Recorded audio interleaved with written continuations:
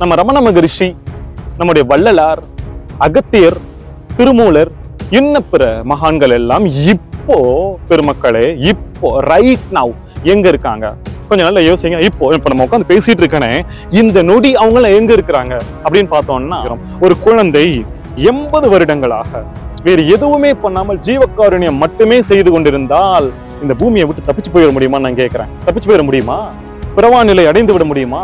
மறுபடியும் எனக்கு பிறப்பு அப்படிங்கிறது வராமல் இந்த பூமியை விட்டு முக்தி அப்படிங்கறத அடைஞ்சு அந்த பாதி ஒளி வானத்துல நின்றுட்டு இருக்கிறேன், அதோட போய் கலந்து விட முடியுமா என்று இந்த தமிழ்நாட்டில் இருக்கும் அனைத்து ஆன்மீக குருக்களிடமும் நான் இந்த கேள்வியை வைக்கிறேன்.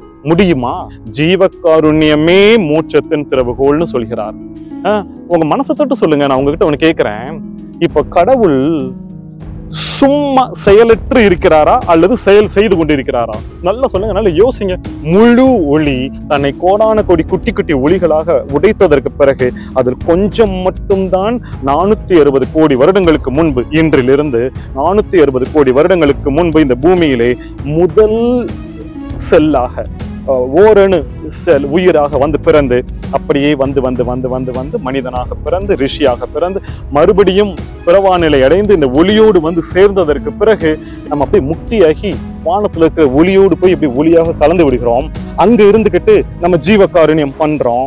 பண்ணி முடிச்சுட்டு இந்த பூமியில இருக்கிற அனைத்து ஒளிகளும் முக்தியாகி எல்லாம் வந்து இந்த ஒளியோடு சேர்ந்தவுடன் மொத்தமாக ஒளியாக அது எப்படி ஆரம்பித்ததோ அது போல் வந்தவுடன் இந்த பிரபஞ்சம், இந்த பூமி, சூரியன் எல்லாம் அழிந்து போய், விளையாட்டு முடிந்து போய், எல்லாம் மறுபடியும் back to form, the game over அப்படின்னு வந்தவுடன் மதம் பிடிச்ச யானைன்னு சொன்னேனே, அந்த யானைக்கும் நீங்கள் வந்துட்டு பெண் யானையோடு சேர விட்டு மறுபடியும் மறுபடியும் காமம் செய்ய விட்டீர்கள் என்றால் அந்த ஜீவகாருண்யத்தின் மூலமாக அந்த யானைக்கு என்ன நடக்கும் தெரியுமா? சலிப்பு வரும், காமம் போதும் என்று தோணும். நம்ம வள்ளலார் அவர்தான் வந்துட்டு ஜீவகாருண்யமே மோட்சத்தின் திறவுகோல்னு சொன்னவர். நான் ஒன்று கேட்கிறேன், நெஞ்சை தொட்டு சொல்லுங்கள். வள்ளலார் துறவி இல்லையா? வள்ளலார் வந்துட்டு முக்தி அடையவில்லையா? நான் ஒன்று சொல்லட்டுமா? வள்ளலார் ஒரு துறவிங்கிறேன். வள்ளலார் திருமணமானவர், வள்ளலார் குடும்பத்திலே இருந்தார். ஓம் நம சிவாய நமக. அருட்பெரும் ஜோதி தனிப்பெரும் கருணை அருட்பெரும் ஜோதி. ஓம் நம சிவாய நமக. அனைத்திலும் மேலான ஆன்மாவை வணங்கி மகிழ்கிறேன். பேரன்புக்குரிய பெருமக்களே, ஜீவகாருண்யம் என்பது வள்ளலார் பெருந்தகை கொடுத்த மாபெரும் சொத்து. ஒரு பெரிய கான்செப்ட் இந்த பூமிக்கு கொடுத்து சென்றிருக்கிறார். அது சம்பந்தமாக நுட்பமாக வெகு ஆழமாக இந்த உரையிலே பார்க்க போகிறோம். இன்றைக்கு ஜீவகாருண்யம் சம்பந்தமாக உலகம் முழுவதும் உபதேசம் செய்து கொண்டிருக்கிறார்கள். பெரிய பெரிய மடங்களில் எல்லாம் ஜீவகாருண்யம் செய்யுங்கள், ஜீவகாருண்யம் மட்டுமே செய்யுங்கள், வேறு எதுவுமே வேண்டாம் என்றெல்லாம் உபதேசம் செய்து கொண்டிருக்கிறார்கள். ஒரு சில பவுண்டேஷன்ல அதை ரொம்ப ஆழமாவே சொல்றாங்க. அது சம்பந்தமா இந்த உரையில ரொம்ப ஆழமா நுட்பமா நம்ம பார்க்க போறோம். அதுக்கு முன்னாடி எனக்கு நடந்த ஒரு சம்பவத்தை சொல்லிட்டு இந்த உரைக்குள்ள நான் இறங்கலாம்னு நான் பாக்குறேன். என்னை சந்திக்கிறதுக்கு ஒரு 16 வயசு பொண்ணு வந்திருந்தாங்க. அவங்க வந்து உட்காந்து முதல்ல ஆரம்பிச்சு ஒரு அரை மணி நேரம் பேசுறாங்க. இப்படி சொல்றாங்க, சுவாமி நீங்க ஏன் இப்படி உட்கார்ந்து இருக்கீங்க? எல்லாத்தையும் விட்டுட்டு வந்து இப்படி கிரிவல பாதையில நடு ரோட்ல இப்படி உட்கார்ந்து இருக்கீங்களே, எதுக்கு? துறவரம்னு உட்கார்ந்து இருக்கீங்களே, இதனால ஏதாவது பிரயோஜனம் இருக்குதா? 10 பைசாவுக்கு பிரயோஜனம் இருக்குதா? உங்களுக்கு மட்டும் இல்ல, வேற யாருக்காவது பிரயோஜனம் இருக்குதா? ஏன் இப்படி உட்கார்ந்து இருக்கீங்க? ஜீவகாருண்யம்னா என்னன்னு தெரியுமா அப்படின்னு அந்த பொண்ணு சொல்லிட்டு ஒரு அரை மணி நேரமா கடன்னு பேசிட்டே இருக்கிறாங்க. நான் பார்த்துட்டே இருக்கிறேன். அப்ப என் மனசுக்குள்ள ஒண்ணு தோணுச்சு. என்ன தோணுச்சுன்னா, யூடியூப் யூடியூப் யூடியூப். இந்த பெண், இந்த குழந்தை யூடியூபை பார்த்து பார்த்து பார்த்து, நானும் யூடியூபில் தான் பேசிக் கொண்டிருக்கிறேன். ஆனால் யூடியூபில் பார்க்கிறோம், பார்த்ததற்கு பிறகு யோசிக்க வேண்டாமா? சுயமாக வந்துட்டு அலச வேண்டாமா? சிந்திக்க வேண்டாமா? வேறு திசையில் போய் வேறு விஷயத்தை போய் அதை நுட்பமாக அலசி ஆராய வேண்டாமா? ஏடிச்சாங்காப்பி போல அப்படியே யூடியூப்ல கேட்டுட்டு வந்து இந்த பெண் வாந்தி எடுத்து கொண்டிருக்கிறாள். இந்த பெண் காட்டுக்கு அடியே, குழந்தையே நீ காட்டுக்குள்ள போயிருக்கியா? கல்லு முள்ளுல ஏறி இருக்காயா? அங்கே உட்கார்ந்து தவம் செய்திருக்கிறாயா? அங்கே ஒரு சித்தரை கண்டாயா? அந்த சித்தரோடு சேர்ந்து ஒரு 4-5 நாட்கள் அமர்ந்து கொண்டு தவ பயிற்சியை மேற்கொண்டாயா? அல்லது எம் குல பெண்களுக்கு மஞ்சள் அரைத்து கொடுத்தாயா? ஐ எம் சாரி, எனக்கு திடீர்னு வீரபாண்டிய கட்டபொம்மன் மண்டிக்குள்ள வந்துட்டாரு. இந்த மாதிரி சீரியஸான டயத்துல ஜோக்காவும் பேசிக்கிறது ரொம்ப நல்லது. ஓகே, பாயிண்ட்டுக்கு வரேன். இந்த மாதிரி ஒரு பொண்ணு 16 வயசு பொண்ணு வந்து உட்காந்துட்டு ஜீவகாருண்யம் பத்தி கடகடன்னு பேசிட்டு துறவரம் அப்படிங்கிறது தேவையே இல்லைன்னு ஒரே போட போட்டுட்டு போனாங்க. நான் யோசித்து கொண்டிருந்தேன். சரி, இதுதான் சம்பவம். இப்போ நான் விஷயத்துக்குள்ள வர்றேன். ஜீவகாருண்யம், முதல்ல ஜீவகாருண்யம் அப்படின்னா அதுக்கான டெபனிஷன் என்னன்னு பாத்திரலாம். ஜீவகாருண்யம் என்றால் என்ன? ஒரு உயிர் இப்போது, இந்த இப்போதுங்கிற வார்த்தை இந்த உரையில ரொம்ப முக்கியமானது.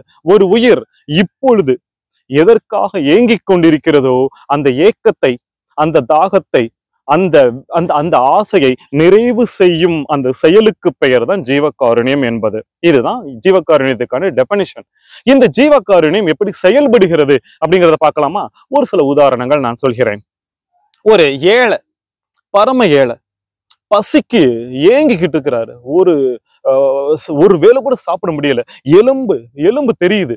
அவருடைய மனைவி, அவருக்கு 4, 5 குழந்தைங்க, எல்லாருக்கும் எலும்பு தோலுமா இருக்கிறாங்க. சாப்பாட்டுக்கு ரொம்ப கஷ்டப்படுறாங்க. சாப்பாடு கிடைக்கல. அவர்கிட்ட போய்கிட்ட உட்காந்துக்கிட்டு, தம்பி ஞானம்னா என்னன்னு தெரியுமா? முக்தின்னு என்னன்னு தெரியுமா? உனக்கு நான் இது கத்துக் கொடுக்குறேன். ஆன்மீகத்துனா என்னன்னு தெரியுமான்னு சொன்னோன்னா, அடப்பாவி நான் இப்போ பட்னியில இருக்கிறேன்.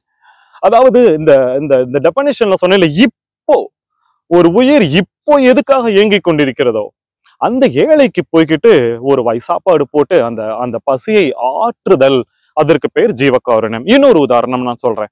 ஒரு இளைஞன் ஆன்மீக சாதகம் செய்து கொண்டிருக்கிறான். அவன் வந்துட்டு ஆன்மீக தேடல்கள், எக்கச்சக்கமான கேள்விகள், ஞானத்துக்காக அலைஞ்சுகிட்டு இருக்கிறான். அந்த பையன்ட்டு போயிட்டு ஒரு தட்டு நிறைய பிரியாணியை கொடுத்து, தம்பி செம்ம டேஸ்டா இருக்கும் சாப்பிடு என்று சொல்வது, ஏய் நானே இப்போ ஆன்மீகத்துல ஒரு குரு கிடைப்பாரா அப்படின்றத தேடிட்டு இருக்கிற, நீ வந்து பிரியாணி கொடுக்குற. அந்த சமயத்துல அந்த தம்பி கிட்ட என்ன தாகத்துல இருக்கிறாரோ அந்த ஆன்மீக ஞானத்தை தருவதற்கு பெயர் ஜீவகாருண்யம். இன்னொரு உதாரணம் கூட நான் சொல்கிறேன். ஒரு யானை, மனுஷங்களை பத்தி மட்டும் சொல்லணும், வேற ஜீவராசிகளை சொல்லுவோமே. ஒரு யானை மதம் பிடித்திருக்கிறது. மதம் பிடித்திருக்கிற அந்த யானை ஒரு பெண் யானையோடு சேர வேண்டும். அந்த சமயத்துல அந்த யானை கிட்ட போயிட்டு இவ்வளவு பெருசா சோத்துருண்டைய உருட்டி அது வாயில ஊட்டி விடுவதற்கு பெயர் ஜீவகாருண்யம் அல்ல. அந்த யானையை கொண்டுட்டு போயிட்டு பெண் யானையோடு சேர விடுவதற்கு பெயர் தான் ஜீவகாருண்யம். இன்னொரு உதாரணம் கூட கடைசியா சொல்லிடுறானே. ஒரு நாய் ரோட்ல அடிபட்டு கிடக்குது. அது கால் உடைஞ்சிருக்குது, ரத்தம் கொட்டுது. அந்த சமயத்துல நாயோட வாயில போயிட்டு பிஸ்கட் வைக்கிறதோ அதுக்கு பால் கொடுக்கறதோ ஜீவகாருண்யம் ஆகாது. அது ஏங்கிட்டு இருக்குது. கடவுளே என் கால்ல அந்த புண்ணை யாராவது குணப்படுத்துவாங்களா அப்படின்னு ஏங்கிட்டு இருக்கிறப்போ அதுக்கு கட்டு போட்டு அந்த நோயை குணப்படுத்தி விடுவதற்கு பெயர் தான் ஜீவகாருண்யம். இப்படியாக ஜீவகாருண்யம் செயல்படுகிறது. என்னன்னா, எந்த ஒரு உயிர் அந்த சமயத்துல ஏக்கத்துல இருக்குதோ அந்த விஷயத்தை தீர்த்து வைத்தலுக்கு பெயர் ஜீவகாருண்யம். சரி, இதெல்லாம் ஒரு பக்கத்துல வச்சிடலாம். இப்ப நம்ம வேற ஒரு விஷயத்த நான் பேச போறேன். இங்க பாருங்க, நம்ம ரமண மகரிஷி, நம்முடைய வள்ளலார், அகத்தியர், திருமூலர், இன்ன பிற மகான்கள் எல்லாம் இப்போ பெருமக்களே, இப்போ ரைட் நவ் எங்க இருக்காங்க? கொஞ்சம் நல்லா யோசிங்க. இப்ப நம்ம உட்காந்து பேசிட்டு இருக்கானே, இந்த நொடி அவங்கள எங்க இருக்கிறாங்க அப்படின்னு பார்த்தோம்னா, இங்க பாருங்க, அவங்க இந்த பூமியில வாழ்ந்து மறுபடியும் பிறவி இல்லாத அந்த நிலைக்கு போயிட்டு அப்படியே இந்த சட்டையை, இந்த இந்த உடம்பு அப்படிங்கறத நான் சட்டை என்று, ரமணரே சட்டை என்று சொல்கிறார். அந்த சட்டை அப்படியே உதிர்த்துட்டு அந்த ஒளி, ரமணர் என்கிற ஒளி, அந்த வள்ளலார் என்கிற ஒளி அப்படி போயிட்டு வானத்துல ஒரு ஒளி இருக்குது. அந்த ஒளியோடு அப்படி கலந்து விடுகிறார்கள். அவ்வளவுதான். இப்போ ரமணர் எங்க இருக்கிறார், அகத்தியர் எங்க இருக்கிறார், வள்ளலார் எங்க இருக்கிறார் அப்படின்னு பார்த்தோம்னா அந்த ஒளியோடு ஒளியாக கலந்து வானத்துல இப்ப இருக்கிறாங்க. சத்தியமாக இப்ப மேல இருக்கிறாங்க. சரியா? இப்ப இந்த இடத்துல நான் ஒரு சின்ன குறிப்பையும் நான் சொல்லி விடுகிறேன். எனக்கு ஒரு சினிமா பாட்டு ஞாபகத்துக்கு வருது. கடல் மேல் ஒரு துளி வீழ்ந்ததே, அதை தேடி தேடி பார்த்தேன். நீங்க பாருங்க, ஒரு சமுத்திரம் இருக்குது. அந்த சமுத்திரத்துல ஒரு துளி விழுகுது. விழுந்ததுக்கு அதுக்கப்புறம் அதே துளியை எனக்கு மறுபடியும் எடுத்து கொடு அப்படின்னு சொன்னா எடுத்து கொடுக்க முடியுமா? அது பாசிபிளா? அது நடக்கிற விஷயமா? அதே துளியை எடுத்து கொடுக்க முடியாது. சமுத்திரத்தோடு சமுத்திரமாக அந்த துளி கரைந்து விட்டது போல ரமணர், வள்ளலார், இன்ன பிற மகான்கள் எல்லாம் இந்த ஒளியோடு கலந்து போனதற்கு பிறகு மறுபடியும் அவர்களை பிரித்தெடுக்க முடியாது. சமுத்திரத்தோடு கலந்து போனார்கள், அந்த ஒளியோடு கலந்து போனார்கள் என்கிற ஒரு குறிப்பையும் இந்த இடத்துல சொல்லிட்டு, இங்க பாருங்க, இந்த ஒளி இருக்குதே மேல, இந்த ஒளி வந்துட்டு இப்போ மேல கடவுளாக இருந்துகிட்டு இருக்குது. இது முழுமையான ஒளியான்னு கேட்டா இது முழுமையான ஒளி கிடையாது. வானத்துல இப்ப ஒரு ஒளி இருக்குதே, நம்ம அதுக்கு அருட்பெரும் ஜோதின்னு சொல்றோம். அந்த அருட்பெரும் ஜோதி முழுமையாக வானத்துல இருக்குதான்னு கேட்டா முழுமையாக வானத்துல இல்ல, பாதிதான் இருக்குது.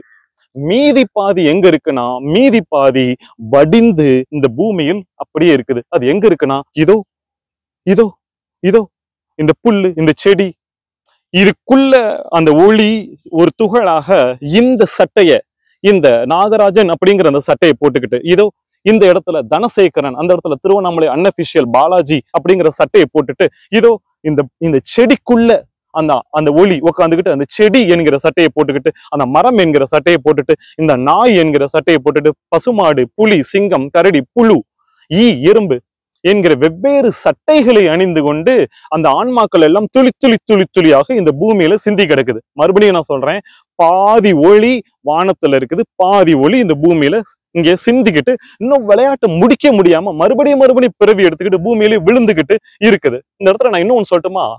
பாருங்க, இந்த உரைகளை துணை குறிப்புகள் சொல்லிக்கொண்டு போய்கொண்டே இருக்க போகிறோம். மிக மிக நுட்பமாக ஆழமாக போய்கொண்டே இருக்க போகிறது. உங்கள் மூளையை நல்லா சீவிக்கொண்டு இதை கேட்டுக்கொண்டிருங்கள். மறுபடியும் நான் சொல்கிறேன், கேளுங்கள். இப்ப நம்ம எல்லாம் இந்த பூமியில உட்காந்துக்கிட்டு இன்னும் பிறவியை முடிக்க முடியாம இருக்கிறோமே, இந்த வானத்துல ஒரு ஒளி இருக்குது, பாதி ஒளியாக இருக்குதுன்னு சொன்னேனே, அது என்ன தெரியுமா பண்ணிட்டு இருக்குது? ஜீவகாருண்யம் பண்ணிட்டு இருக்குது. என்ன தெரியுமா ஜீவகாருண்யம் பண்ணிட்டு இருக்குது?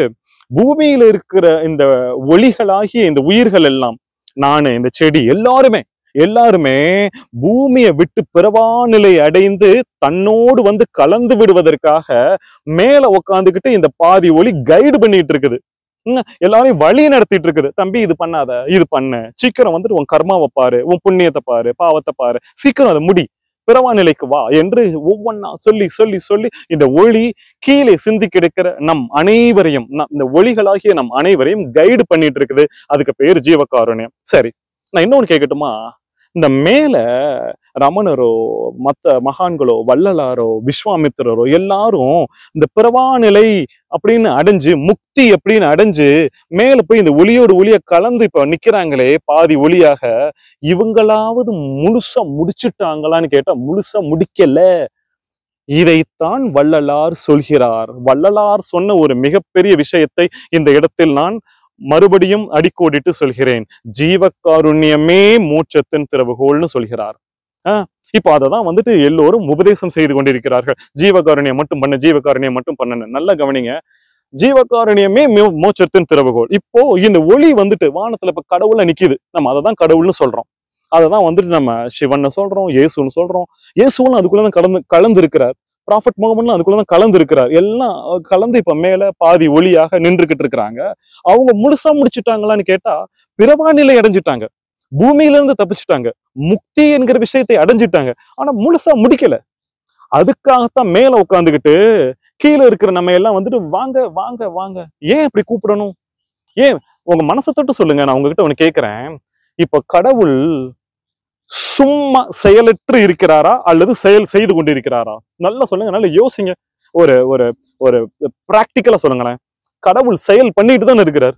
உங்களையும் என்னையும் நோண்டிக்கிட்டு தானே இருக்கிறார். ஏதாவது ஒண்ணு அடிக்கிறாருல, ஏதாவது ஒண்ணு கொடுக்குறாருல, ஏதோ ஒண்ணு செயல் பண்ணிட்டு தானே இருக்கிறார். அப்போ அவர் சும்மா இல்ல, அவர் ஏதோ பண்ணிட்டு. நான் கேட்கிறேன், அவர் ஏன் ஏதோ பண்ணிட்டு இருக்கிறாரு? ஏன் பண்ணிட்டு இருக்கிறாருன்னா, அவர்தான் இங்க இருக்கிறார்.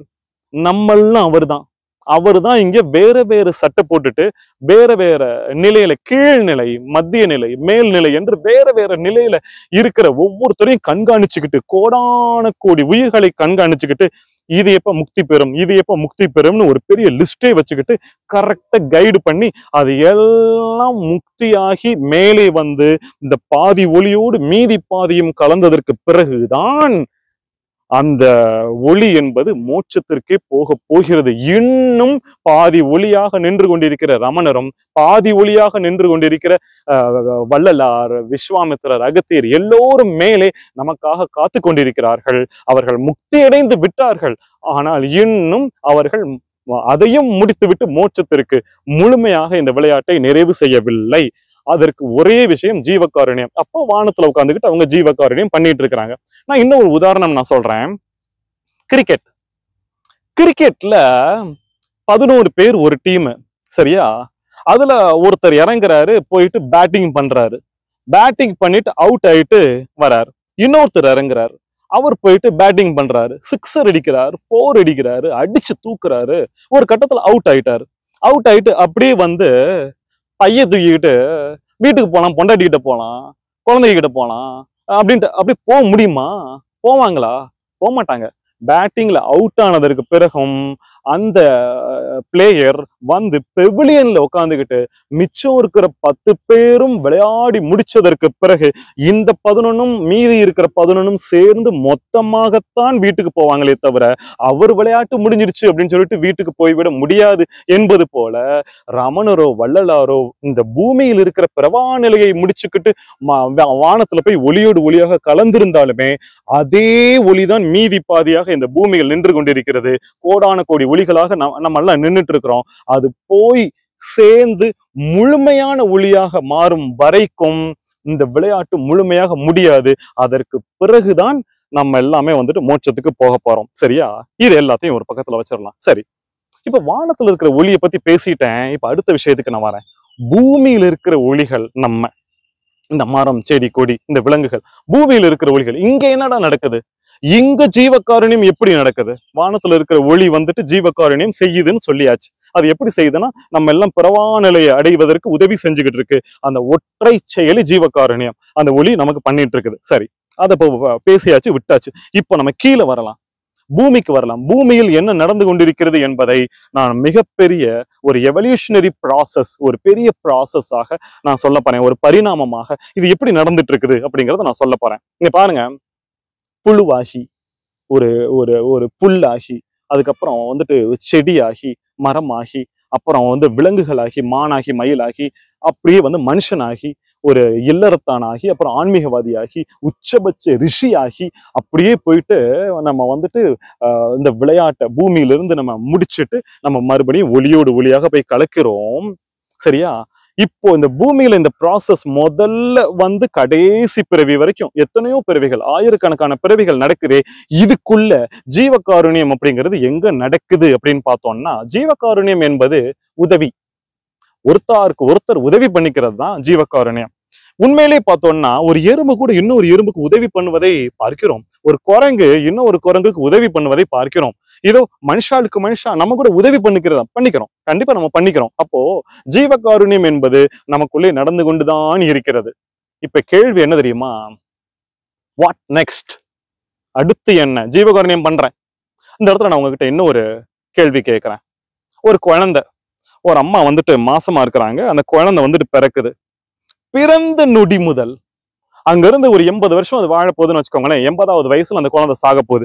பிறந்த நொடி முதல் 80 வருஷம் வேற எந்த வேலையுமே செய்யாமல் அந்த குழந்தை 80 வருடங்கள் ஜீவகாருண்யம் மட்டுமே பண்ணிக்கிட்டே இருக்கணும் வைங்க. பண்ணி வேற எதுவுமே பண்ணல, வேலைக்கு போல, சம்பாதிக்கல, கல்யாணம் பண்ணிக்கல, எதுவுமே பண்ணிக்கல, ஜீவகாருண்யம் மட்டுமே பண்ணிட்டு இருக்குது. What next? இல்ல அது போதுமா? ஜீவகாருண்யம். இப்ப கேள்வியே அதுதான். இப்போதான் வந்துட்டு நம்ம இந்த உரையுடைய சூடான பகுதிக்கு வந்திருக்கிறோம்.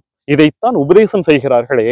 அந்த 16 வயது பொண்ணு வந்து கேட்டுச்சே, அந்த உரையை எல்லாம் ஆரம்பித்தோமே, ஜீவகாருண்யமே போதும், ஜீவகாருண்யமே போதும், முக்தி, துறவு என்பது தேவையில்லை, ஏன் நீங்க நடுரோட்ல உட்கார்ந்து இருக்கீங்க? இப்ப சூடான அந்த பகுதிக்கு வருகிறோம். ஒரு குழந்தை 80 வருடங்களாக வேறு எதுவுமே பண்ணாமல் ஜீவகாருண்யம் மட்டுமே செய்து கொண்டிருந்தால் இந்த பூமியை விட்டு தப்பிச்சு போயிட முடியுமா? நான் கேட்கிறேன். தப்பிச்சு போயிட முடியுமா? பிறவா நிலை அடைந்து விட முடியுமா? மறுபடியும் எனக்கு பிறப்பு அப்படிங்கிறது வராமல் இந்த பூமியை விட்டு முக்தி அப்படிங்கறத அடைஞ்சு அந்த பாதி ஒளி வானத்துல நின்றுட்டு இருக்கிறேன், அதோட போய் கலந்து விட முடியுமா என்று இந்த தமிழ்நாட்டில் இருக்கும் அனைத்து ஆன்மீக குருக்களிடமும் நான் இந்த கேள்வியை வைக்கிறேன். முடியுமா? யோசிப்போம். சரியா? இங்க பாருங்க, நான் இன்னொன்னு சொல்லிடுறேன்.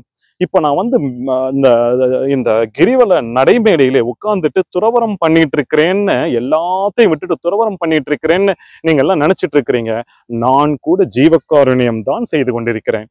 துறவரம் ஆயிடுச்சு, எல்லாத்தையும் தூக்கி போட்டாச்சு, வந்து நடைமேடையில உட்கார்ந்து இருக்கிறோம். ஆனாலுமே இங்க வந்து நான் சும்மா இருக்கணும் அப்படிங்கிற நோக்கத்திற்குத்தான் வந்தேன். ஆனால் வானத்தில் இருக்கும் அந்த பிரபஞ்சம் என்னை சும்மா இருக்க விடவில்லை.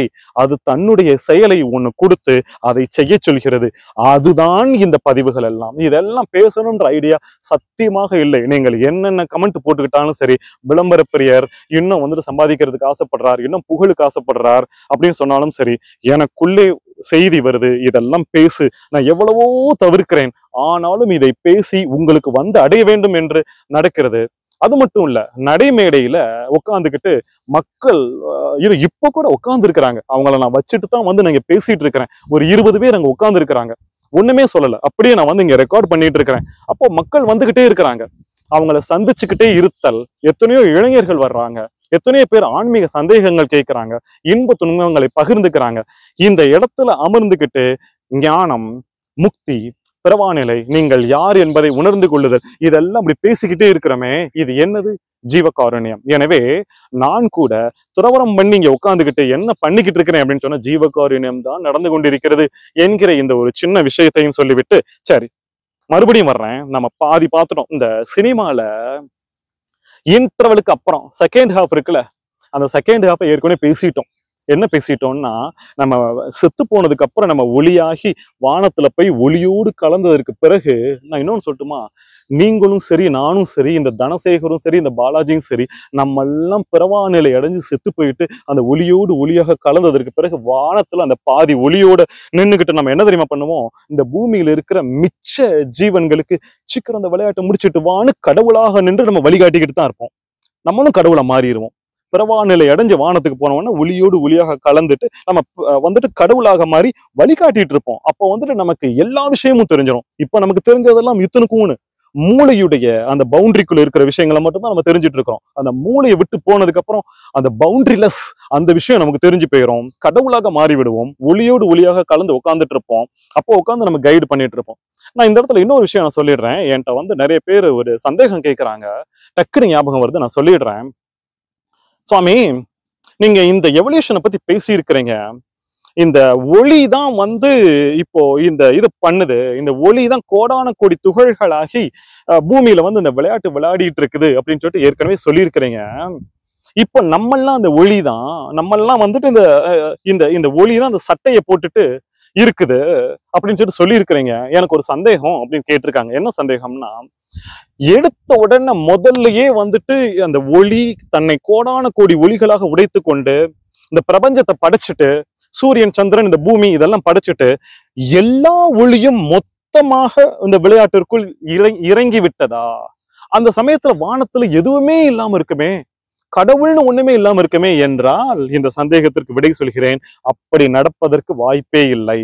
மொத்த ஒளி, முழு ஒளி தன்னை கோடான கோடி குட்டி குட்டி ஒளிகளாக உடைத்ததற்கு பிறகு அதில் கொஞ்சம் மட்டும்தான் 460 கோடி வருடங்களுக்கு முன்பு, இன்றிலிருந்து 460 கோடி வருடங்களுக்கு முன்பு இந்த பூமியிலே முதல் செல்லாக ஓரணு செல் உயிராக வந்து பிறந்து, அப்படியே வந்து வந்து வந்து வந்து வந்து மனிதனாக பிறந்து, ரிஷியாக பிறந்து, மறுபடியும் பிறவா நிலை அடைந்து இந்த ஒளியோடு வந்து சேர்ந்ததற்கு பிறகு டே டே டே வந்துட்டான்டா, முக்தி ஆயிட்டு வந்துட்டான்டா, இந்த யாரோட விளையாட்டை ஆரம்பிக்கவே இல்லை, நீங்க இறங்குங்க என்று யார் யாரெல்லாம் இன்னும் விளையாட்டை ஆரம்பிக்கவில்லையோ அவர்கள் வந்து இப்படித்தான் சுத்தி கொண்டே இருக்குமே தவிர எல்லோரும் முழுசா குதிச்சுட்டு வானத்துல காலியாக கடவுளே இல்லாமல் ஆபீஸ காலியா போட்டுட்டு மேலே ஒரு ஆபீஸ் இருக்கிறது என்று நான் அடிக்கடி சொல்வது உண்டு.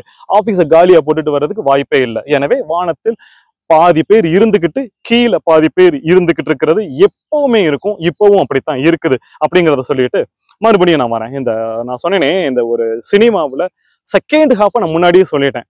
நம்ம வந்துட்டு செத்து மேலதுக்கு போனதுக்கு அப்புறம் அந்த ஒளியா இருந்துகிட்டு நம்ம கைடு பண்ற விஷயத்த பத்தி பேசிட்டேன். இப்ப ஃபர்ஸ்ட் ஹாஃப் பூமியில நம்ம வந்துட்டு வாழ்ந்துட்டு இருக்கோம்ல, இத பத்தி பேசிட்டு இருக்கிறேன். இந்த இடத்துல ஜீவகாருண்யம் எங்க நடக்குது? அங்க ஒளியா இருந்துகிட்டு ஜீவகாருண்யம் பண்ணுது, பேசியாச்சு.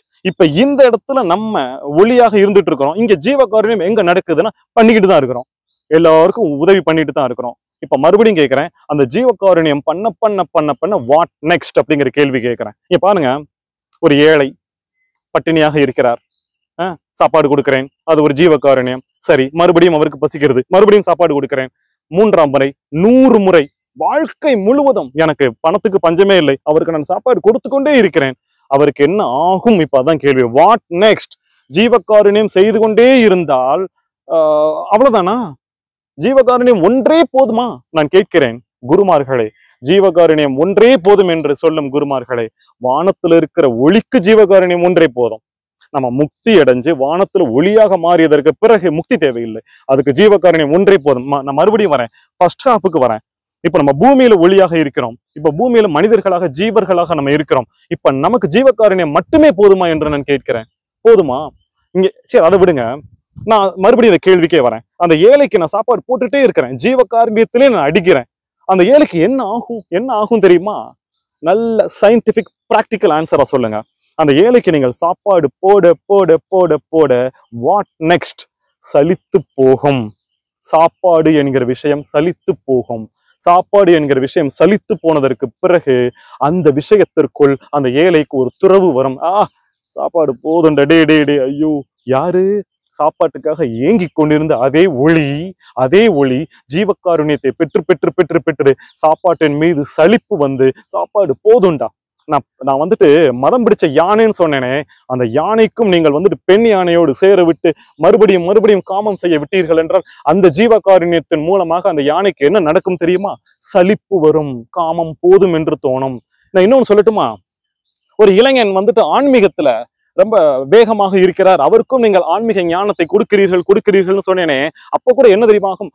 ஆன்மீகத்தை அதிகமாக புகட்ட புகட்ட புகட்ட புகட்ட அதன் மீதும் ஒரு துறவு வரும். அப்படி துறவு வந்தவர் ஒரு உதாரணம் திருமூலர். அவரே சொல்லியிருக்கிறாரு, ஆசை அருமென் ஈஸ்வரனாக இருந்தாலும் அவர் மீது இருக்கிற ஆசை அருமென். அந்த உச்சத்துக்கு திருமூலர் போயிட்டார். அப்போ பாயிண்ட் என்னன்னா, ஜீவகாருண்யத்தை கொடுக்க கொடுக்க கொடுக்க கொடுக்க அந்த ஜீவனுக்கு என்ன ஆகுதுன்னா, அந்த விஷயத்தை வாங்கி வாங்கி வாங்கி வாங்கி சலிச்சு போய் துறவு அப்படிங்கிற விஷயம் வருது. சரி, இந்த இடத்துல நான் உங்ககிட்ட இன்னும் ஒரு உவமை சொன்னா தான் உங்களுக்கு புரியும். சரியா? இங்க பாருங்க, ஒரு பாத்திரம், அந்த பாத்திரத்துல தண்ணி ஊத்தியாச்சு. தண்ணியில ஒரு 5-6 கத்திரிக்காய் போட்டு அப்படியே நான் அடுப்புல வைக்கிறேன். அடுப்பு ஆன் பண்ணியாச்சு. தண்ணி எப்படி சூடாகுது? சூடாக சூடாக அந்த கத்திரிக்காய் வேகுது. தண்ணி 50% சூடாயிடுச்சு, கத்திரிக்காய் 50% வெந்துருச்சு. 75% தண்ணி 100% கொதிக்கிறது, கத்திரிக்காய் குழஞ்சு போச்சு. நான் உனக்கு கேட்கிறேன், தண்ணி சூடாகுது, கத்திரிக்காய் சொல்லுது, நீ சூடாகி முடி, அப்புறம் நான் வேகிறேன், அது வரைக்கும் நான் காத்துக்கிட்டு இருக்கிறேன். அது 50%, 75%, 100% தண்ணி கொதிக்கிற வரைக்கும் கத்திரிக்காய் வேகாம காத்துக்கிட்டு இருந்துட்டு அதுக்கப்புறம் கத்திரிக்காய் வந்துட்டு வேகுவது இல்லை. தண்ணியும் அந்த கத்திரிக்காவும் எப்படி ஒன்றோடு ஒன்றாக அந்த கொதிநிலையும் அந்த வேகுதலும் ஒன்றோடு ஒன்றாக ஹேண்ட் இன் ஹேண்ட் அப்படின்னு ஆங்கிலத்துல சொல்லுவாங்க, கையோடு கையாக, சைமல்டேனியஸ்லி என்ற ஒரு ஆங்கில வார்த்தை இருக்கிறது. ஒன்றோடு ஒன்றாக இது நடக்கும்போதே அதுவும் நடத்தல் என்பது போல விஷயத்துக்கு நான் வருகிறேன். ஜீவகாருண்யம் நடக்கும் பொழுதே துறவு என்கிற விஷயமும் நடந்து கொண்டுதான் இருக்கிறது என்பதை ஆன்மீக குருக்களை புரிந்து கொள்ளுங்கள். நீங்கள் ஜீவகாருண்யம் செய்ய செய்ய செய்ய அந்த ஜீவனுக்கு ஜீவகாருண்யத்தை பெற பெற பெற துறவு என்கிற விஷயம், உதிர்தல், சலித்து போதல் என்கிற விஷயம் நடந்து கொண்டே இருக்கிறது. அது நடக்க நடக்க நடக்க முழுமையாக அந்த பொருளின் மீது ஆசை போய்கொண்டே இருக்கிறது என்பதை புரிந்து கொள்ளுங்கள். அதுக்காக தான் நான் சொல்றேன். சரி, நான் இன்னொன்னு கேட்கிறேன். ஜீவகாருண்யம் என்பது உதவி செய்தல் அப்படிங்கிறது நமக்கு தெரிஞ்சு போச்சு. இப்ப நான் கேட்கிறேன், நான் ஜீவகாருண்யம் பண்றேன், அந்த ஏழை ஜீவகாருண்யத்தை வாங்குறாரு. ஜீவகாருண்யமே மோட்சத்தின் திறவுகோல்னு சொல்லிட்டோம். நான் உதவி செய்யறேன், அவர் உதவி வாங்குறாரு. உதவி செய்பவருக்கு மோட்சமா, உதவி வாங்குபவருக்கு மோட்சமா? இந்த கேள்வியை நாம் உற்று நோக்க வேண்டி இருக்கிறது. மறுபடியும் சொல்றேன், நல்லா யோசிச்சு பாருங்க. யாருக்கு மோட்சம் கிடைக்கும்? நான் பணத்தை அள்ளி அள்ளி அள்ளி அந்த ஏழையின் பசியை தீர்த்து கொண்டிருக்கிறேன். அந்த ஏழை அதை சாப்பிட்டு சாப்பிட்டு சாப்பிட்டு பசியை அடங்கி அவர் என்ன பண்றார்? கடைசியில் அந்த விஷயத்துல துறவாகி போய் இந்த பூமியில இருக்கிற அந்த ஆசையெல்லாம் போய் அதுக்கப்புறம் அவர் வந்துட்டு பிறவா நிலை அடைந்து அப்படியே முக்திக்கு போயிடுறாரு. இங்க பாருங்க, யார் உதவியை வாங்குகிறார்களோ அவர்கள்தான் அடுத்த நிலைக்கு செல்கிறார்களே தவிர ஜீவகாருண்யத்தை செய்பவர்கள் செய்து கொண்டுதான் இருக்கிறார்கள். இன்னொன்னு சொல்லட்டுமா? அந்த ஜீவகாருண்யத்தை, 2 விஷயம் நான் சொல்றேன். ஒண்ணு, அந்த ஜீவகாருண்யத்தை செய்பவர்களுக்கும் யாரோ ஒருவன் ஜீவகாருண்யம் செய்தாக வேண்டும். அவன் ஏதோ ஒரு ஏக்கம் இருக்கும், அந்த ஏக்கத்தை நிறைவு செய்வதற்கு யாரோ ஒருவர் அந்த ஜீவகாருண்யம் செய்து அந்த ஏக்கத்தை நிறைவு செய்துதான் ஆக வேண்டும். இவர் அதையும் சலித்து போய் அப்படியே போய் பிறவா நிலை அடைய வேண்டுமே. இது ஒரு விஷயம். இன்னொரு விஷயம் சொல்றேன். செய்பவர், செய்யப்படுபவர் அப்படிங்கிற அந்த சிந்தனையே ஒரு தாழ்நிலை சிந்தனை. இந்த பூமியில் இருக்கும் அனைத்துமே ஒன்றுதான், இந்த பிரபஞ்சத்தில் இருக்கும் அனைத்துமே ஒன்றுதான் எனும் பொழுது நானும் ஒன்றுதான், அதுவும் ஒன்றுதான், இதுவும் ஒரே ஒளிதான், அதுவும் ஒரே ஒளிதான். வேறு சட்டையை போட்டுக்கிட்டு இருக்குது, ஏதோ நமக்காகவே அந்த ஒளி காத்துக்கிட்டு இருக்குது, மேல பாதி ஒளி காத்துக்கிட்டு இருக்குது. அப்படிங்கிறப்போ அவன் போய் சேர்ந்தா என்ன, நான் போய் சேர்ந்தா என்ன, இது இரண்டாவது விஷயம். இது இரண்டையுமே நான் சொல்லிக் கொள்கிறேன். அப்போ இந்த பூமியில ஜீவகாருண்யம் அப்படிங்கிறது நடந்து கொண்டிருக்கும் பொழுதே முக்தி என்பதும் நடந்து கொண்டே இருக்கிறது. இது ரெண்டும் அந்த கத்திரிக்காவும் தண்ணியும் போல சைமல்டேனியஸ்லி நடந்து கொண்டே இருக்கிறது என்பதை நான் சொல்லிக் கொள்கிறேன். நானும் இந்த கிரிவல பாதையில் ஜீவகாருண்யம் செய்து கொண்டுதான் இருக்கிறேன் என்பதையும் சொல்லிவிட்டு இன்னொரு விஷயத்த நான் உங்ககிட்ட சொல்லணும். இப்போ இந்த சினிமாவுல ஃபர்ஸ்ட் ஹாஃப பத்தியும் பேசியாச்சு. இந்த பூமியில் இருக்கிற ஜீவன்கள் எல்லாம் ஜீவகாருண்யம் பண்றதை பத்தி பேசியாச்சு. செகண்ட் ஹாஃப் பத்தி முதல்ல பேசியாச்சு. வானத்துல இருக்கிற ஒளி பண்ணுகிற ஜீவகாருண்யம் பேசியாச்சு. இங்க பாருங்க, ப்ராசஸ முதல்ல இருந்து நான் சொல்றேன். நம்ம எல்லாம் புழுவாக பிறந்து புல்லாக பிறந்து வந்துகிட்டு இருக்கிறோம். ஜீவகாருண்யம் அப்படிங்கறத ஒருத்தருக்கு ஒருத்தர் நம்ம உதவி செஞ்சுக்கிட்டு இருக்கிறோம். இப்படி பண்ணிட்டு இருக்கிறப்பவே அப்படியே துறவு அப்படிங்கிற நிலை வருது, முக்தி அப்படிங்கிற நிலை வருது. நம்ம அப்படியே முக்தியாகி வானத்துல இருக்கிற ஒளியோடு போய் இப்படி ஒளியாக கலந்து விடுகிறோம். அங்க இருந்துகிட்டு நம்ம ஜீவகாருண்யம் பண்றோம். பண்ணி முடிச்சுட்டு இந்த பூமியில இருக்கிற அனைத்து ஒளிகளும் முக்தியாகி எல்லாம் இந்த ஒளியோடு சேர்ந்தவுடன் மொத்தமாக ஒளியாக அது எப்படி ஆரம்பித்ததோ அது போல் வந்தவுடன் இந்த பிரபஞ்சம், இந்த பூமி, சூரியன் எல்லாம் அழிந்து போய் விளையாட்டு முடிந்து போய் எல்லாம் மறுபடியும் back to form, the game over அப்படின்னு வந்தவுடன் இப்போ மொத்தமாக இந்த ஒளி மோட்சத்திற்கு போய் சேரும். சரியா? இப்ப இந்த ப்ராசஸ்ல நீங்க பாத்தீங்கன்னா ஜீவகாருண்யம் அப்படிங்கிறது நமக்குள்ள இருக்குது, அடுத்து முக்திங்கிறது வருது, அடுத்து மேல ஒளியாக போய் அங்க ஒரு ஜீவகாருண்யம் நடக்குது. சரியா? இப்ப இந்த இடத்துல ரெண்டு ஜீவகாருண்யம் நடக்குது. இதுக்கு நடுவுல இந்த முக்தி அப்படிங்கிற விஷயம், துறவு அப்படிங்கிற விஷயமும் நடுவுல வருது. நல்ல கவனிங்க. இதெல்லாம் நீங்க மறுபடியும் வேணும்னா புரியலன்னு ரீவைன் பண்ணி கேட்டு பாருங்க. நம்ம உயிர்களாக இருக்கும் பொழுது நமக்குள்ளே ஜீவகாருண்யம் நடக்குது. அது போய் போய் போய் துறவு முக்தி அப்படிங்கிறது வருது. அதுக்கப்புறம் மேலே இருக்கிற அந்த பாதி ஒளி ஜீவகாருண்யம் பண்ணுது. இந்த ரெண்டு ஜீவகாருண்யம் பண்ணுது. சரியா? இப்ப நான் அந்த ரெண்டு ஜீவகாருண்யத்தை நான் எடுக்கிறேன். இதுல நம்ம பண்ணிட்டு இருக்கோம்ல ஜீவகாருண்யம், அது குட்டி ஸ்மால் ஸ்கேல் இண்டஸ்ட்ரி மாதிரி, சிறு தொழில், குட்டி சின்ன சின்னதா பண்ணிட்டு இருக்கிறோம். ஆனா அந்த வானத்துல ஒளியா இருந்துகிட்டு ஜீவகாருண்யம் பண்ணுது தெரியுமா? அது பெரிய ஜீவகாருண்யம். அதுக்கு எல்லாம் தெரியும், யாரு என்ன பண்ணிட்டு இருக்கிறாங்க எல்லாம் தெரியும். அது மாபெரும் ஜீவகாருண்யம். இது நம்ம பண்ணிட்டு இருக்கிறது சின்ன ஜீவகாருண்யம். அப்ப அது தேவையா இல்லையா அப்படிலாம் கிடையாது, அது நல்லதுதான். நான் இன்னொன்னு சொல்லட்டுமா? இப்ப வானத்துல பண்ணிட்டு இருக்கிற அந்த ஜீவகாருண்யம் முக்கியமா, இந்த பூமியில பண்ணிட்டு இருக்கிற இந்த ஜீவகாருண்யம் முக்கியமா அப்படின்னு கேட்டா ரெண்டுமே முக்கியம்தான். ரெண்டுமே முக்கியம்தான். இந்த சமயத்துல இது முக்கியம், அந்த சமயத்துல அது முக்கியம். ஆனா இங்க பாருங்க, நான் ஒன்று சொல்கிறேன், வானத்தை மறந்துடுங்க, இந்த பூமிக்கு வாங்க. இந்த பூமியில ரெண்டு விஷயம் நடக்குது, ஜீவகாருண்யம் நடக்குது, முக்தி நடக்குது. இந்த இந்த ரெண்டு விஷயத்துல எது முக்கியம் அப்படிங்கிறது தான் இந்த உரையின் கன்க்ளூஷன். அதுக்கு முன்பாக நான் உங்ககிட்ட இன்னொரு விஷயம் நான் சொல்லணும். நம்ம வள்ளலார் அவர்தான் ஜீவகாருண்யமே மோட்சத்தின் திறவுகோல்னு சொன்னவர். நான் ஒன்று கேட்கிறேன், நெஞ்சை தொட்டு சொல்லுங்கள், வள்ளலார் துறவி இல்லையா? வள்ளலார் முக்தி அடையவில்லையா? நான் ஒன்னு சொல்லட்டுமா? வள்ளலார் ஒரு துறவிங்கிறேன். வள்ளலார் திருமணமானவர், வள்ளலார் குடும்பத்திலே இருந்தார், வள்ளலார் மக்களோடு மக்களாகவே இருந்தார்னு நீங்க எத்தனை பாயிண்ட் வச்சாலும் அதெல்லாம் சரி. வள்ளலார் உண்மையிலேயே துறவி, அவருக்குள் எந்த ஆசையுமே கிடையாது. வள்ளலாருடைய ஜாதக கட்டம் உங்களுக்கு தெரியுமா? கூகுள் இருக்கு, போய் பாருங்க. அவருடைய 7வது கட்டத்தில் சுக்கிரன், 7வது கட்டத்துல சுக்கிரன்னாலே கலத்திர நாத்தின்னு சொல்லுவாங்க. திருமணமே ஆனாலும் ஆகாது மாதிரிதான் அது. அப்போ வள்ளலார் ஒரு துறவி தான். வள்ளலார் ஒரு துறவர நிலையில தான் இருந்திருக்கிறார். அவர் சாப்பாட்டு மேல எது மேலுமே ஆசை இல்லாத, ஆக வள்ளலார் ஒரு துறவிதான். அவர் அப்படியே போய் ஒளியோடு ஒளியாக கலந்தவர். எனவே நான் மறுபடியும் விஷயத்துக்கு நான் வரேன், இதெல்லாம் ஞாபகத்துல வச்சுக்கோங்க. நான் என் மனசுல பட்ட நான் ஒரு விஷயத்தை சொல்லி நான் இந்த உரையின் நிறைவு பகுதிக்கு நான் வருகிறேன்.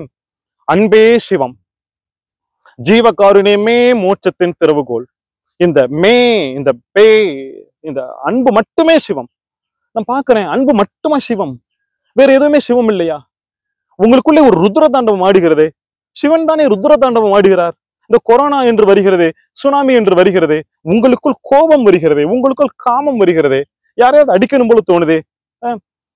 இல்ல இந்த உலகத்துல பாக்குற எல்லாமே சிவம் என்று நான் ஒன்று சொல்லட்டுமா? பார்க்கும் இடமெங்கும் நீக்கமர நிறைகின்ற பரிபூரண ஆனந்தமே தாயுமானவர், மன்னிக்கவும், திருநாவுக்கரசர் அந்த வார்த்தையை பார்க்கும் இடமெங்கும் நீக்கமர நிறைகின்ற பரிபூர்ண ஆனந்தமேன்னு சொல்றாருன்னா எல்லாமே சிவன்னு சொல்றாரு. அப்ப அன்பு மட்டுமே சிவமா? யோசியுங்கள் பெருமக்களே, அன்பும் சிவம் என்பது போல ஜீவகாருண்யமே மோட்சத்தின் திறவுகோலா? நான் ஒன்று சொல்லட்டுமா? நான் மறுபடியும் வருகிறேன். இந்த பூமியிலே ஜீவகாருண்யமும் நடக்கிறது, முக்தியும் நடக்கிறது. இது ரெண்டுமே நடக்குது. இது ரெண்டுல இன்னும் சொல்ல போனா நான் வெளிப்படையாக சொல்கிறேன், ஜீவகாருண்யம் என்பது சைட் டிஷ் போல, இந்த முக்தி என்பதுதான் மெயின் டிஷ் போல. நான் ஒன்னு சொல்லட்டுமா? ஜீவகாருண்யம் மட்டுமே செய்து கொண்டிருக்கிறீர்கள், இந்த பூமியை விட்டு உங்களால் எஸ்கேப் ஆக முடியுமா? ஜீவகாருண்யம் மட்டுமே செய்து கொண்டிருந்தால் இந்த பூமியை விட்டு உங்களால் பிறவா நிலை என்று அடைந்து அந்த ஒளியோடு ஒளியாக முக்தி அடைந்து கலக்க முடியாது என்பதை இந்த இந்த தமிழ்நாட்டில் இருக்கிற எல்லா ஆன்மீக குருக்களுக்கும் தெரியும்.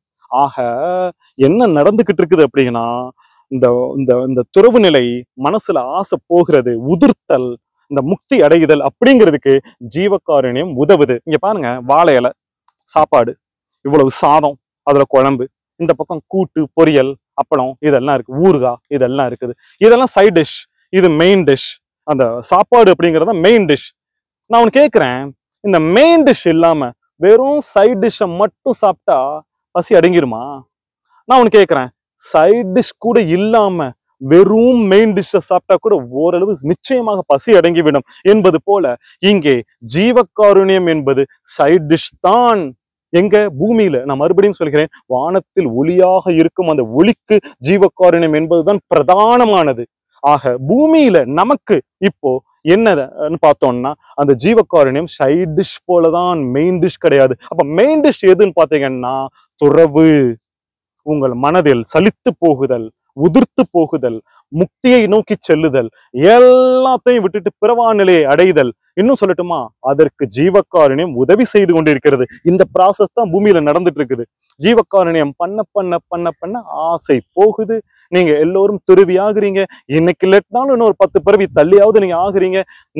நீங்கள் துறவு நிலையை அடையாமல் நீங்கள் இந்த பூமியை விட்டு தப்பிக்கவே முடியாது. வெறும் ஜீவகாருண்யத்தை வைத்துக்கொண்டு இந்த பூமியை விட்டு தப்பிக்கவே முடியாது என்பதுதான் இந்த உரையின் ஆராய்ச்சியின் கன்க்ளூஷன். சரி, இந்த உரையை நான் இப்படி கேட்டு நிறைவு செய்கிறேன். இப்போ நமக்கு என்னையா தேவை? இவ்வளவு பேசுறியே, இப்போ இந்த பூமியில உட்கார்ந்துட்டு இருக்கிறோம், மனிதர்களாக ஆன்மீகம் செய்து கொண்டு உட்கார்ந்துகிட்டு இருக்கோம். நமக்கு என்ன தேவை? ஜீவகாருண்யமா, முக்தியா என்று கேட்டால் இப்போ நமக்கு முக்தி தான் தேவை. இந்த பூமியை விட்டு நாம் தப்பித்து செல்வதற்கு, இந்த பூமி என்கிற இந்த விளையாட்டை முடித்து கொண்டு செல்வதற்கு, பிறவா நிலை என்று அடைவதற்கு, மறுபடியும் பிறவின்னு அடையாம இருப்பதற்கு துறவி, முக்தி அதுதான் தேவையை தவிர அதற்கு உதவி செய்வது ஜீவகாருண்யமாக அமையும். எனவே ஜீவகாருண்யம் ஒரு சைட் டிஷ், அந்த துறவு என்பதுதான், முக்தி என்பதுதான் மெயின் டிஷ் இப்போ நமக்கு.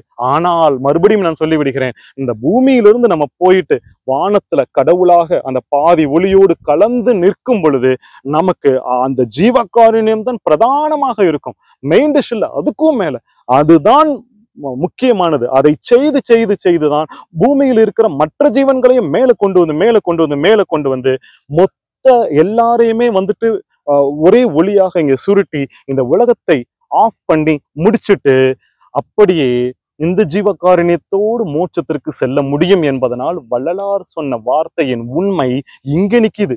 ஜீவகாருண்யமே மோட்சத்தின் திறவுகோல். அது நமக்கல்ல, வானத்தில் நாம் ஒளியாக மாறியதற்கு பிறகு கடைசியாக நம்ம செய்கிற அந்த ஜீவகாருண்யமே மோட்சத்தின் திறவுகோலை தவிர இந்த பூமியில் நம்ம செய்கிற ஜீவகாருண்யம் மோட்சத்திற்கு திறவுகோலாக ஆகாது. இந்த பூமியில் ஜீவகாருண்யம் நமக்கு முக்திக்கு வழி செய்கிறது. இந்த பூமியில் இருக்கிற நமக்கெல்லாம் முக்தி தான் தேவை, ஜீவகாருண்யம் சைட் டிஷ்ஷாகத்தான் தேவை என்கிற இந்த கன்க்ளூஷனை சொல்லிக்கொண்டு இந்த உரையை நான் நிறைவு செய்கிறேன். ஓம் நம சிவாய நமக. நன்றி.